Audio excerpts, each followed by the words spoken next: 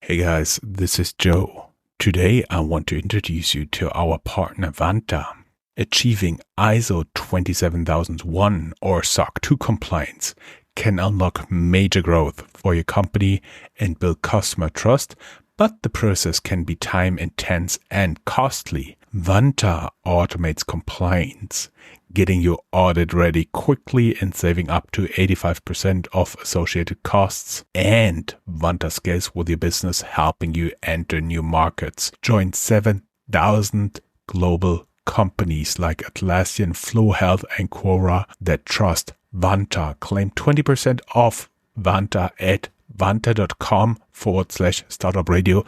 That's vanta.com, spelled vanta.com/startupradio.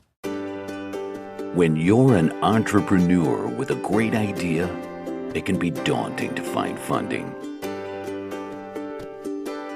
Startup Raven takes the process out of your hands by helping entrepreneurs connect and learn about potential investors all in one place, without any long-filled forms or 1,000 questions. Sign up for early access at startupraven.com.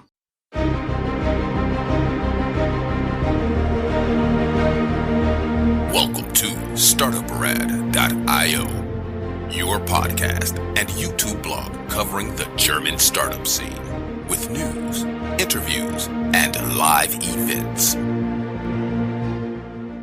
We are 35 minutes later than we originally wanted to start, but therefore we have a fresh presentation. Hello and welcome everybody to another episode of the European Startup Pulse, together again with Thomas. Hey, how you doing? Hi, Joe. I'm doing fine. How are you doing? I'm doing great. Thank you. And we may tell our audience that we had a lot of fun preparing all of that. Admittedly, we want to start like almost 40 minutes ago. Then you have been stuck in a workshop. Then we had to adjust the presentation. But now we are going full energy because today we are talking about what a healthy startup ecosystem, startup hub, speaking about the size of a city, of a large city, is, good examples, and how one can maybe recreate all of that, right? Yes, and that's super exciting. That's what I do for a living at Deep Ecosystems. We work with hubs all around the world to help them to create healthy ecosystems.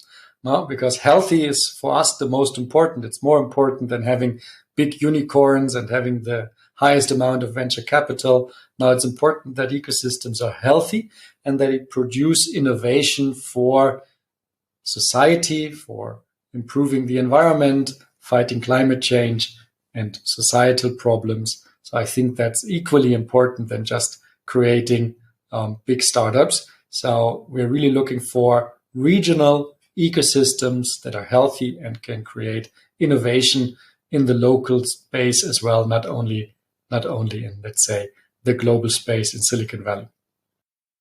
That is pretty cool. And everybody who didn't get it yet, one can hire you guys. I would assume usually you are hired by a public body, meaning the city, the state, or the federal government of countries. Maybe no, that's the beauty. We actually work also with entrepreneurs because we have an accelerator for ecosystems.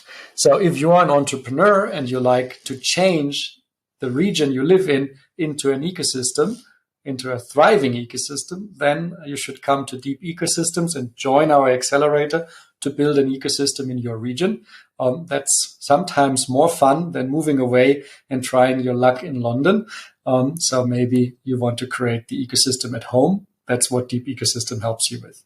Sounds pretty good. So let's dive right in how you guys are actually doing this. And by the way, that is actually the reason you are collecting all of this data. You're digging through all of this data for more than 100, maybe even 200 cities across Europe. And that's where you get your know-how from. Exactly. Through the data analysis and of course also personal experience of working with many dozens of ecosystems now and seeing what works and what doesn't work. Mm-hmm. Sounds good. So let's dive right in. Yes, maybe that's also a good starting point, showing a bit of the ecosystems that we have been working in from Chile to Estonia, Munich, and Portugal. So our team at Deep Ecosystems really is experienced. We even have a head mentor that created a accelerator program in Iran. So we are very well versed in reading and understanding ecosystems. We have been part of ecosystems all around the world, and we have intimate knowledge about how these ecosystems grew. So that combined with our data analysis of over more than 100 ecosystem metrics, where we benchmark different cities and how they grow their ecosystem, that gives us a lot of experience and possibilities to help your hub, if you're building an ecosystem hub, to grow. And with our accelerator in the last 12 months, we have raised more than 1 million euros in ecosystem funding for new ecosystem initiatives. So those 25 ecosystem projects are hands-on examples of how that capability of data analysis, ecosystem building experience, network, community can come together in an accelerator to boost ecosystems in regions that maybe you have not yet heard of, but that are also innovative. So we're really about that bottom-up grassroots ecosystem building. And I think that's also what is important, because if you look at the big ecosystems in the world and you think they have always been there was never another player on top, you're wrong. No? Many of the big ecosystems today, they have started small. They have been created from the bottom up. I always love to show these three examples because I think they are really telling. Now, if you look at Station F, it was created by a blogger, someone that was writing about startups initially on a blog, pretty similar to you, actually, Joe. So you maybe are also the founder of a future ecosystem hub that will be world renowned soon. So watch out, I think. I actually just gotten feedback from Northern Africa the last week. Somebody sent me a direct message on Twitter and said, here in North Africa, you're inspiration for many people. And I was going, awesome. Very nice, very nice. In fact, we had a project recently in Morocco, measuring the ecosystem health of the startup scene in Morocco, and it was quite exciting. It's very nascent in terms of investments, but there's a lot of things happening, a lot of creative people coming together in coding schools, in co-working spaces, incubators. So there is something happening. It's exciting. Mm-hmm, mm-hmm. We also see Brad Feld, founder of Techstars, and one of our guests indirectly, Helmut Schönenberger, founder of Unternehmertum. We did not talk to him directly, but we talked to the current CEO of Unternehmertum, so to say, the person that followed Mr. Schönenberger. Exactly. So, I mean, this is an exciting story as well. If you look at Munich, we will look at it a bit later in the session today. Munich hasn't been a startup hub of global rank all the time. In the last 10 years, it had a astronomical rise, and Munich has been put on the world map of startups with a lot of unicorns being here, more than 1 billion euros in funding every year. So Unternehmertum had a large part to play in this. But when it was started, Helmut was a PhD candidate.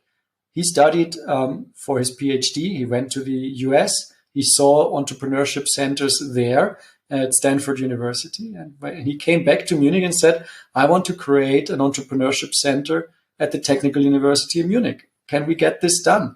And he was a PhD student, an entrepreneur that was pitching and convincing in the end sponsors and partners to chip in. So also here, this was created bottom up. Without those entrepreneurs, nothing would be emerging. No, you wouldn't have these ecosystems without the entrepreneurs at the center. Mm-hmm. Mm-hmm. Exactly. That is something I see. And I totally believe that those first generation entrepreneurs are important for the second generation, meaning those people, for example, in Berlin and Munich who already have made an exit. They are most of the time very active as business angels and not only bringing money to the table, but also a lot of relevant experience. And I do believe that's very important. Exactly. And many of them are not even able to invest because they haven't made a big exit. When they start to create the ecosystem, what they are able to do is to put together really a community and create the scene which allows entrepreneurs to grow. So, for example, here we have Brett Feld that started out in Boulder, Colorado, which is a small college town. And almost no one remembers that Techstars, one of the largest accelerators in the world today, was created in that small place where everything spoke against an accelerator to be born there, right? So it was definitely not the center of the innovation world. It's not that this is the college or university town where you had a lot of Nobel Prize winners or anything. Now, it was not known for that. Yet, this budding entrepreneur, Brett Feld, he came there, brought together the community, created an accelerator with the right mindset, and that enabled Boulder to actually grow an innovation ecosystem that to this day is punching way above its weight and is producing a lot of startups. Mm-hmm. Mm-hmm. How did he do it? Thanks for that question. That leads. He basically answered that himself because Brett Feld is a very outspoken entrepreneur, and he put together his learnings from that experience in the Boulder thesis. Many of you listeners probably have heard of it. There's also the book Startup Communities that he wrote about this. He has set up 4 points in this thesis where he says they are important. First, entrepreneurs must lead the startup community. It must come from the entrepreneurs, not from the corporates, not from the government, not from the university. The entrepreneurs themselves must invest themselves in creating an entrepreneurship ecosystem, and they must bet also their career on this. No? So the leaders must have a long-term commitment. They must say, if I help to build that ecosystem, the startups will also carry me up, and they will also ensure my financial well-being over time. Because if we all grow this ecosystem here and startups will become successful, there's also the possibility for me to make a living of this. So this long-term commitment over 20, 30 years by the leaders is very important to Brett Feld. And he was also very, he's pushing for diversity. The startup community must include of anyone who want to participate in it. So I think initially this was much about different backgrounds, educational backgrounds, business students with engineers, lawyers, etc. But of course, also this speaks to the diversity of different migrant backgrounds, sexual orientation, or what you can think of. So really, anyone that wants to participate in the startup scene should be welcome and should contribute, because, and that's what also we as DEEP are very much convinced about, is that these different experiences that come together in the ecosystem, they create the mix that allow really unique innovation to emerge. If you always stay in your kind of line of thinking, then nothing new emerges. So diversity is really an important ingredient in creating a startup ecosystem. Yeah, and finally, the last point is that the startup community must have continual activities that engage the entire entrepreneurial stack. So really, you can't just stop at working with developers. You also need to work with business. You need to talk about the business issues. If you have science, that needs to be involved, the legal aspects, the venture capital aspect. So you need to really think of what is needed to create a startup ecosystem. So who else do I need to pull in? I cannot just stop at, let's say, the student side. I also need to bring in the elements that are needed for creating a startup company in the later stages. So I think that's what the Boulder thesis is all about. Mm-hmm. When you talk about lawyers, of course, what comes to mind are also the tax advisors. Never forget that aspect. I would also maybe add, try to stay away from current political funding, because the political cycles are the same across most of the world. And basically within 4 or 5 years, your complete funding could dry up, as we've seen in just a recent case where NGO was working for the UK government and basically just got pulled the plug. Oh yeah, Tech Nation. That's bad. Yeah, and you see the same in Germany now. Next year, the Exist funding for university incubators is ending. So 120 university incubators are out of funding in 2024. I don't know if that's the intention of creating ecosystems. Of course, I mean, government funding should not always be your lifeline.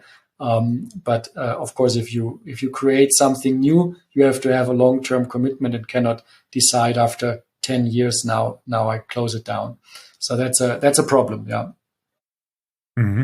I understand. Yes. So there's a couple of questions that we, for example, always ask to match with this Boulder thesis when we work with ecosystems. So when we talk about startup community is led by entrepreneurs. So, for example, in your accelerators and incubators, are mentors, are they entrepreneurs or are they employees at a corporate, or are they government employees, or did they have own entrepreneurial experience? Very important basic setup, right? How many of the program organizers that run the ecosystem can live off their work? Now, do they have a salary that makes them do this full time, or is it only a hobby? Now, do we try to create our ecosystem in our region as a hobby? Now, if it's a hobby, maybe we're not professional enough and we can't expect much of it. Now, so the question is, do we have professional people building the ecosystem? Now, and also diversity. Do we have the minorities represented in the community, or are we all the same? So also community, how many people are coming to our events? Now, it's important to not just organize events, but also be honest with ourselves. Are they working? Do we get people here? Do we have momentum? Right. So it's important that we check ourselves. And from these conversations that we have developed a system that I want to show you, which we call the minimum viable ecosystem. Right. So how do you create an ecosystem if you have not? Hey guys, this is Joe from Startuprad.io. Today I want to introduce you to our newest partner, Newsly. Newsly is an all-in-one audio app for iOS and Android. It picks up the top trending articles on the web on topics you choose at any given moment and reads them to you in a natural human voice. We are also available there with all of our podcasts. Subscribe now and get 1 month off the premium subscription with the code StartupRad, StartUprad on newsly.me. For our audience who just listens to this, go to www.startuprad.io. There is a link to our blog on Medium, and there you will find under the same name of this episode how to build a startup hub. You'll also find the presentation with all the graphics. Sorry, go ahead, Thomas. Yeah, thank you. And that's cool because I love that graphic. It has this nice little heart inside that is beating, and that is making the ecosystem move forward. So I think that's we did a good job on that graphic. So we have 4 elements, like we have the 4 chambers in the heart. So we are looking at the purpose of the ecosystem, like do the common belief that the people we bring together in our ecosystem have. I mean, that doesn't have to be like something crazy. No? At some point, I talked to the ecosystem in Morocco, actually, and what they said is we just don't want to work in the old, boring economy. We want to work in the new economy. We love to work in a more creative setting. And that is a common belief. That is like a phenomenon that you see. People want to work in the new and creative economy, not in the old and boring, right? They want to have purpose. So that's important, and an important aspect in ecosystem building. So what is the purpose you have? What brings your stakeholders together? Maybe it is to become rich, to build unicorns. Then probably that's, if you have that common goal, you can have a great community, no? If you all work into that direction. If you have different ideas, someone wants to save the world from climate change, that's a different story, right? So you will walk in a different direction. So I'm not judging anyone. I'm just saying that if you build your ecosystem, you should be clear about your purpose, because it's a big effort, and you should know where you're going. Exactly. And just to be sure that that purpose is for the overall hub, for the overall ecosystem, however large you will define it. It's not the purpose statement of a single startup. Most of the startups, by the way, should fit in there, but it's for the complete ecosystem, right? Yeah, exactly. And I think that ecosystem starts small normally. No? So, of course, some people put the tag ecosystem on everything and say, we have an ecosystem that's worldwide. Yeah, maybe. I believe that most of the time, an ecosystem that really has these kind of features that make it function starts relatively small. No? So we're talking about a few dozen people rather than hundreds and thousands, right? So otherwise, I think it's also getting a little bit out of hand. I would have one question when you talked about like all those people. Of course, in the beginning, it could be very small, but what is the approximate size you talk about in an average ecosystem? Everybody has in mind the big Silicon Valley with Google, with Meta.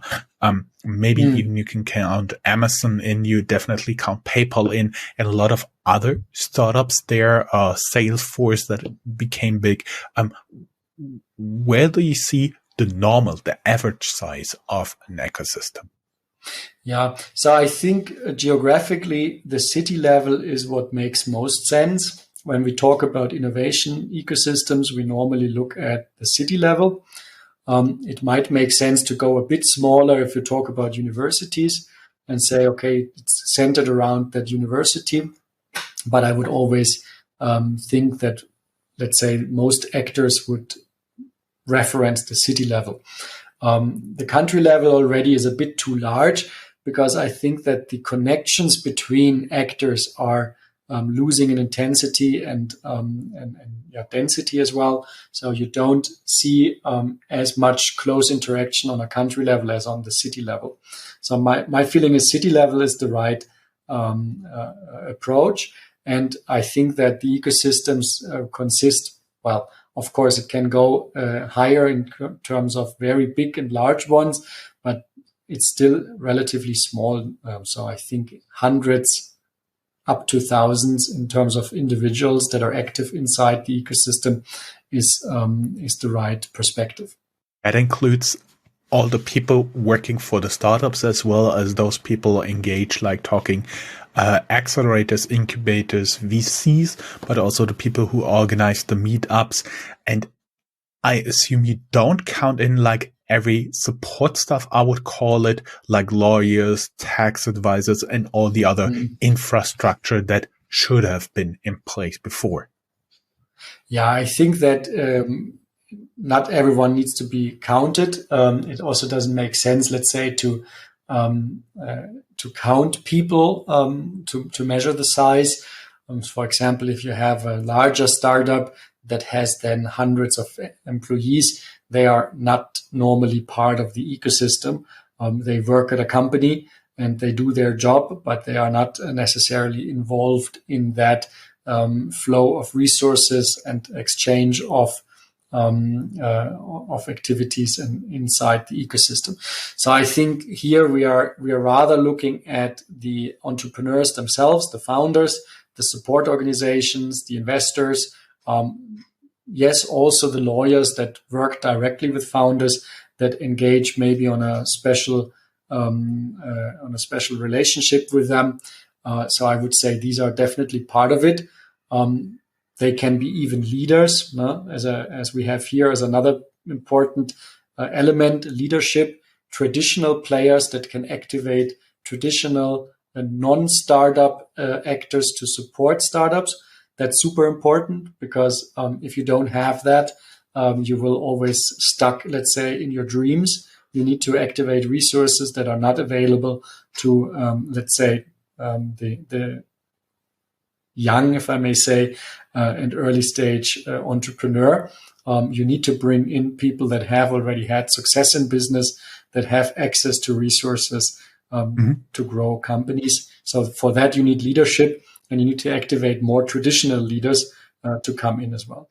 Cutting edge. I really like that.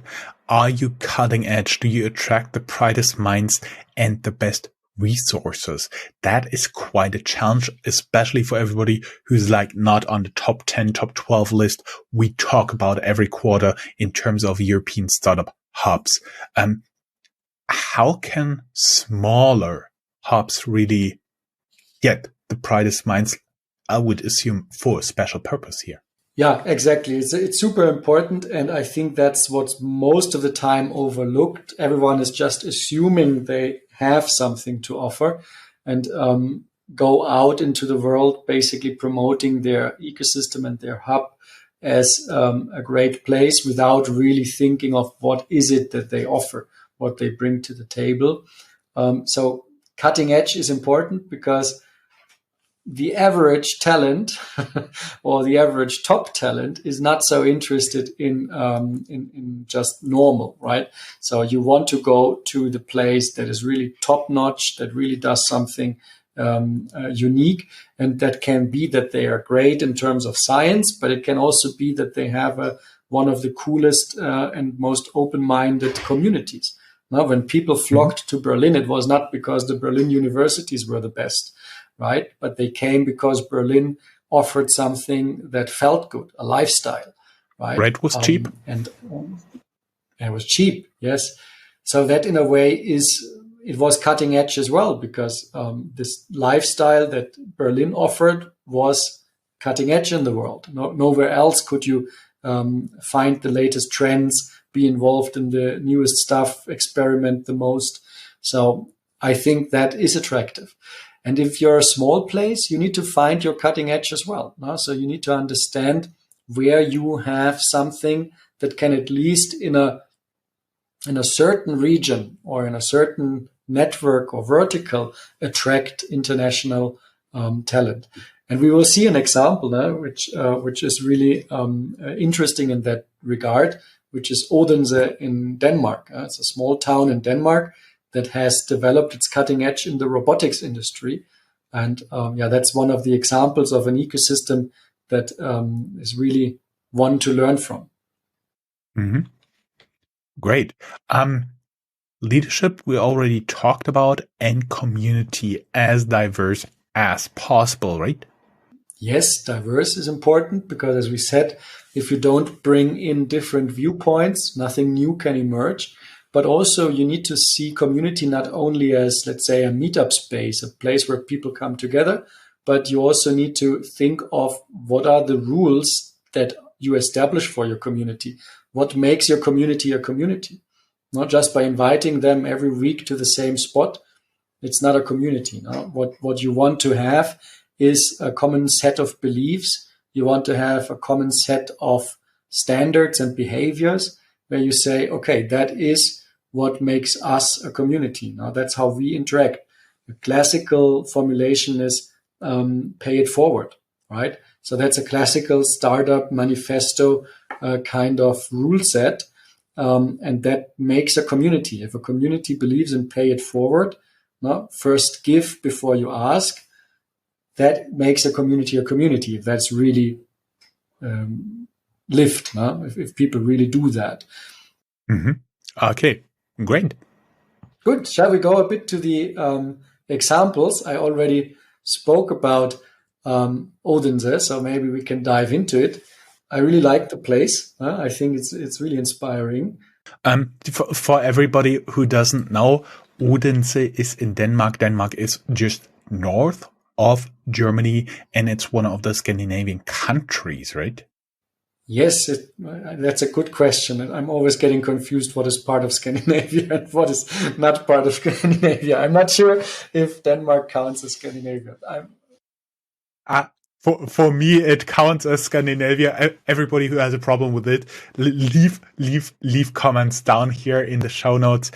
Basically, it's it's a pretty big peninsula, Denmark, and Odense is in one of the islands between Denmark and Sweden.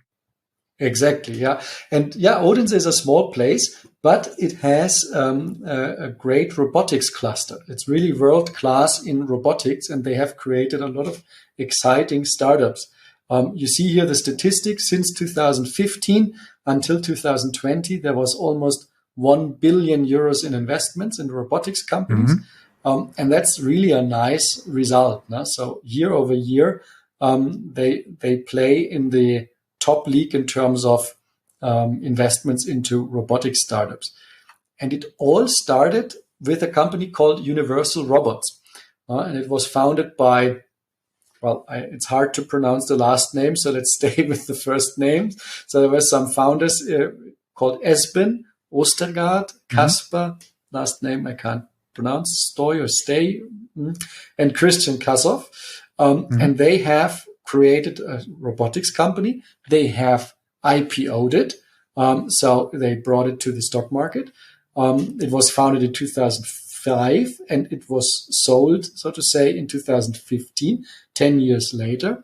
And they, with the funds they earned from the exit, they didn't decide to go and buy a yacht and travel the Mediterranean and lie in the sun, but they actually said they wanted to create a robotics cluster to help more startups emerge in the region. And that cluster is actually a public-private initiative, a partnership, and it was first funded by the entrepreneurs and also supported by the government. And since 2015, they have supported the emergence of more and more robotic startups here. And over the time, there was 7 exits and 3 IPOs in that cluster, which is really impressive for a small town that has managed to create such a thriving startup ecosystem. And actually now what they are doing, just as a fun fact, they are now thinking to replicate this model in a new field, which is medical cannabis. So they have identified a new unique value proposition for Odense. Next to robotics, they will go into cannabis. So very excited to see what comes out of that. Interesting how they're leveraging this from robotics. Anybody would think, yeah, they go into some other aspect of deep tech startups, but going into the medical field, cannabis, that's quite interesting. And if they can really pull it off, there's a lot one can learn about it. Exactly. And I think it's about being really honest about unique value propositions. Odense has like this agricultural backland where they already had some cannabis cultivation and could build this further up. So they are really analyzing where they stand, and then they are creating more out of it. And I think that's also when we look at, okay, what can we learn from Odense? Now we ask ourselves, if we now start at zero in a different region, now how could we create a mini Odense in our place, let's say? Now, and if we look at the 4 elements that we looked at before, purpose, ecosystem leaders, cutting edge, communities, now, then we find answers in the case study of Odense.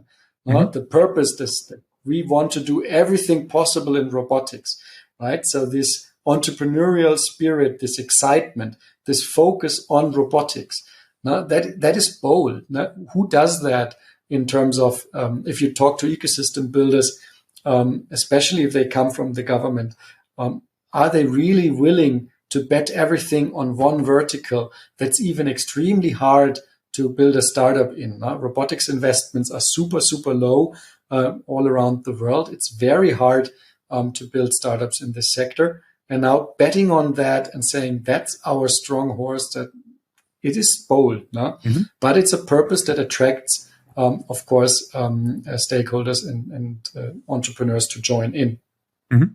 Exactly. And also this cutting edge, I mean, is the substance they built on. They had the most innovative robotics firm in the region. So they had so many companies focusing on robotics, 292 now with 3.74 billion euros in revenue.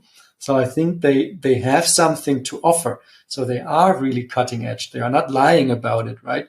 And I think that's a strong basis for building that ecosystem. Mm-hmm. Exactly. Yes, and I think that it is possible now to understand more closely how ecosystems emerge when you look at these kind of case studies. So maybe another one is the one from my hometown, Munich. Before we get into Munich, we may piece this a little bit into part 2. So, Thomas, thank you very much for your contribution on how to build a startup hub part 1. And we will be, as we already teased, be back with part 2, the example of Munich.